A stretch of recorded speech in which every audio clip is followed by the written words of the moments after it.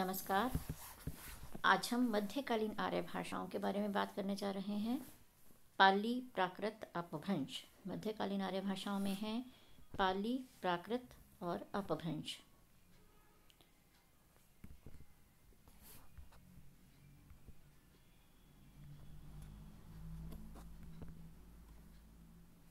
सबसे पहले हम बात करते हैं इनका परिचय।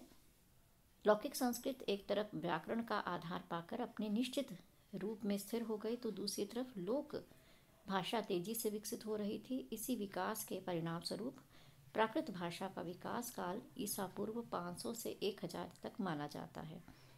मध्यकालीन आर्य भाषाओं के 3 रूप हम देखते हैं: पाली, प्राकृत और अपभ्रंश। सबसे पहले हम बात करते हैं पाली की। यह प्राकृत का प्रारंभिक रूप है और इसका समय है ईसा पूर्व 500 से 1 ईस्वी तक। इसकी उत्पत्ति के संबंध में विद्वानों में मतभेद है। कुछ विद्वान मानते हैं कि संस्कृत से जो पाली प्राकृत की उत्पत्ति हुई है। एक अन्य मत मानता है कि संस्कृत के समानांतर ही लोक भाषा के रूप में इसका उद्भव हुआ है। इसमें से हम मानते हैं कि संस्कृत से ही पाली प्राकृत की उत्पत्ति हुई है।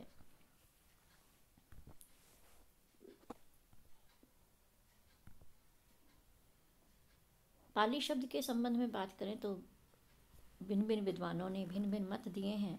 भिक्षु सिद्धार्थ के अनुसार पाठ से पाली बना है। जगदीश कच्छप के अनुसार पर्याय से पाली आय और पाली आय से पाली शब्द बना है। विधुशेखर कहते हैं पंक्ति से पंक्ति, पंक्ति से पल्ली और पल्ली से पाली शब्द बना है।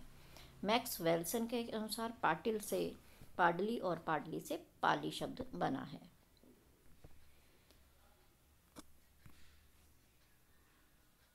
पाली की विशेषताओं की बात करें तो इसमें री, री, ऐ, औ, श तथा विसर्ग आदि जो ध्वनियाँ थी वैदिक संस्कृत की, वो यहाँ नहीं मिलती हैं। पाली में प्राय संस्कृत की ए ध्वनि जो है, ऐ जो है वो ए, और औ ध्वनि जो है वो ओ हो गई। जैसे कैलाश का कैलाश और गौतम का गौतम हो गया। विसर्ग संधि यहाँ नहीं है क्योंकि पाली में विसर्ग है ही नहीं। तीनों लिंग मिलते हैं। द्विवचन की व्यवस्था यहाँ नहीं है। इसमें बलाघात का प्रयोग मिलता है और पाली में परंपरागत तत्व शब्दों की भी बहुलता मिलती है। प्राकृत द्वितीय प्राकृत के नाम से जानी जाती है। इसे साहित्यिक प्राकृत भी कहते हैं। इसका काल प्रथम शताब्दी से 5वीं शताब्दी तक है। भिन्न भिन्न क्षेत्रों में इसके भिन्न भिन्न रूप विकसित हो गए। जैसे मागधी, इसका विकास मगध के निकट क्षेत्रों में हुआ। इसमें कोई साहित्यिक कृति तो उपलब्ध नहीं होती है। इसकी विशेषताओं को देखें तो जो है स जो है वो त में बदलता हुआ दिखाई देता है। सप्त का सप्त, पुरु, यहाँ पर र जो है श जो है वो स में बदल गया। जैसे पुरुष का हो गया है पुरुष। र का भी ल दिखाई देता है, जैसे पुरुष का हमें दिखता है पुरुष। ज के स्थान पर य मिलता है, जैसे जानाति का याणदी। अर्धमागधी प्राकृत की बात करें तो यह मागधी और शौर सैनी के मध्य बोली जाने वाली भाषा है।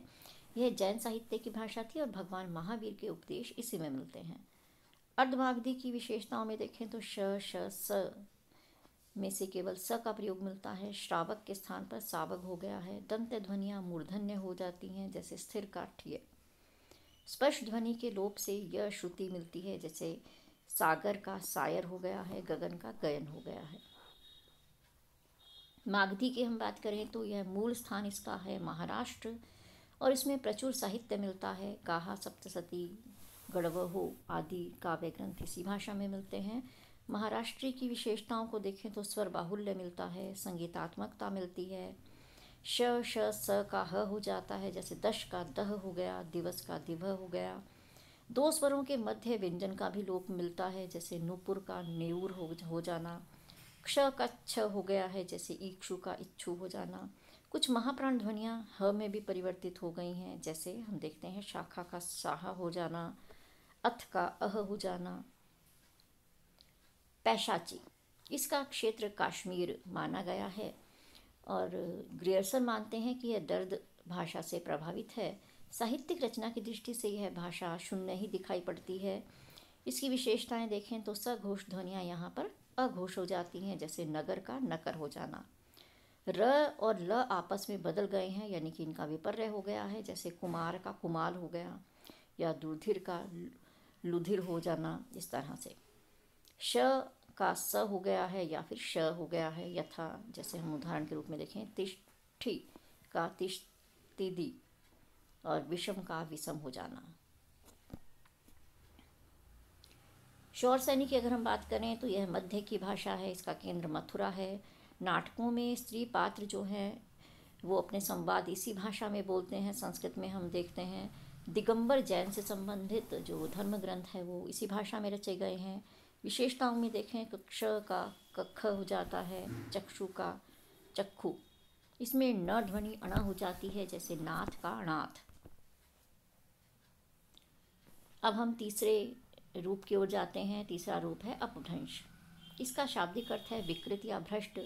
इसका प्राचीनतम रूप हमें भरत मुनि के नाट्य शास्त्र में मिलता है। कालिदास के विक्रमोर्वशीय नाटक के चतुर्थ अंक में अपभ्रंश के कुछ पद मिलते हैं, और हम देखते हैं कि अपभ्रंश के अनेक जो महत्वपूर्ण रचनाएं हैं वो मिलती हैं। विद्यापतिकृत कीर्तिलता, अधमानकृत संदेश शासक। और इस भाषा का समय हम देखते हैं 500 ईस्वी से लेकर 1000 तक माना जाता है, किंतु इसमें कुछ रचनाएं हमें 14वीं शताब्दी से 15वीं शताब्दी तक भी मिलती हैं। रीध्वनि लेखन में थी, लेकिन उच्चारण में इसका रूप जो है वो खत्म हो गया। श और श के स्थान पर सिर्फ स मिलता है। उकार बहुला भाषा है, जैसे जगु, एक्कु, कार्णु आदि। म के स्थान पर व ध्वनि भी मिलती है, जैसे कमल का कमल हो जाना। क्ष का कख हो गया है, जैसे पक्षी का पक्षी। यह ध्वनि जो है वो ज हो जाती है, जैसे हम देखते हैं यमुना का जमुना, युगल का जुगल। नपुंसक लिंग और द्विवचन यहाँ पर नहीं मिलते हैं, और तद्भव शब्दों की बहुलता यहाँ पर मिलती है, या तद्भव शब्द जो है यहाँ पर ज़्यादा रहे हैं। तो इस तरह से आज हमने बात की है मध्यकालीन आर्य भाषाओं की। नमस्कार।